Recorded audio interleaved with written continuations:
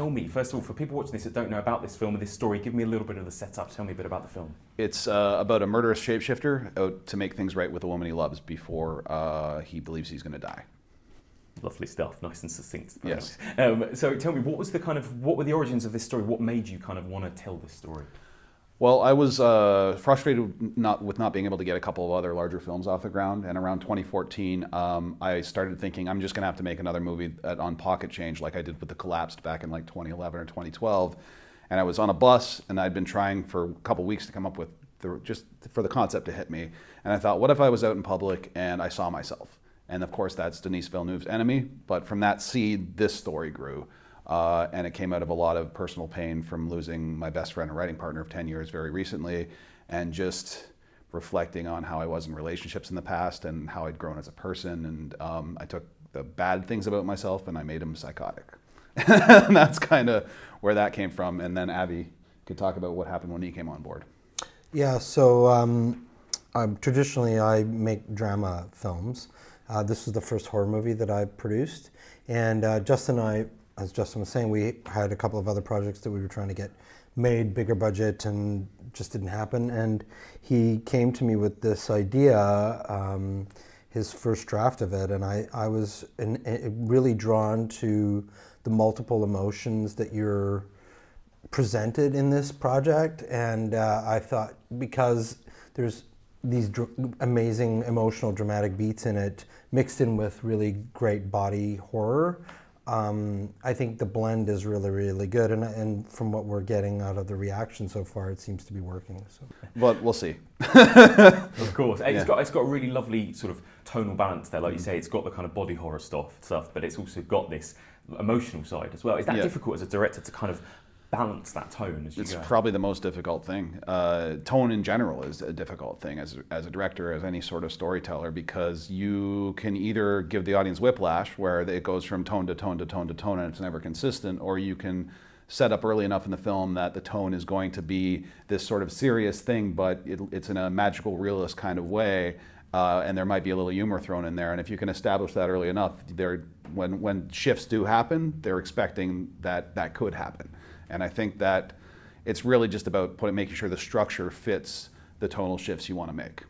Absolutely, yeah. Tell me, what was it like for both of you, just logistics-wise, making this as well? Because in some ways it doesn't have a protagonist, like a constant actor, I suppose. So you must have had, it's a big cast, lots of locations, that kind of thing. Well, so I traditionally tell people, when you're making an indie movie, you keep the number of speaking parts down, the number of locations down. No stunt, special effects, animals, kids, all that stuff. Guess what? We did all of that and more. And but we spent a ton of time in pre-production, probably 8 months before we even started rolling a camera. Yeah, and soft pre-production. Yeah, soft pre-production. But logistically planning out everything. Justin started looking at locations I scouted them myself with the DP just to make sure that it worked for not just the look, but the logistics of the shoot. Working with the actors, once we had them cast, we made sure that they had similar tics and ways of walking, and not necessarily ways of talking. You don't want to step on the actor's performance, but just ways to make them seem like a cohesive entity to some extent. Yeah, absolutely. Yeah. I was going to ask about that actually, sort of how much prep you gave, these actors, and did you have? Obviously, do you have a kind of the character in your mind of kind of how he looks, how he acts? Sorry, you can go first if you want, but you can. Okay, I actually wrote up a little mini Bible for who the character is, and made sure all the actors knew his entire history, where he came from, how this started, all of that sort of thing, beat by beat by beat, so they could internalize that and know where this character was coming from. And I hope that informed their performance. That was the first step, and the second was just getting everybody around a table so we can have a really serious discussion, and so everybody could contribute and bring to the table, this is what I was thinking, and then everyone else either agrees or disagrees, and at least then everybody is on the same page. And that even came to there's a lot of little things that you'd have to watch it a couple times to pick up that every character's doing, tapping fingers on a table, scratching the back of the neck, the marble. There's I'm not going to give away, but there's a uniformity to the performance, and there's a reason those things happen, and they're doing those things, and we made sure it was nice and subtle, no close-ups on it or anything like that. Well, and then taking it to the boot camp. Well, which yeah. was the last process before we actually went to camera, where they all got together and went through these processes of the character and how it was all going to play through. Because when you get 6 or 7 people basically playing one character, there has to be some synchronicity to it all in order to sell it to the audience. And then editing was the last thing, right? If anybody's performance in a given take was too far outside of what Drew would be, it was out of the movie. And there was some really fun stuff, especially Sam James White went manic in certain scenes with, like, because his section of the film is pretty fun. So he went kind of manic at places, but almost too far. And I would have loved it if that was a standalone performance. But as Drew, it was just a little bit. It didn't feel like Drew, and so it had to go. It'll be in the deleted scenes, though.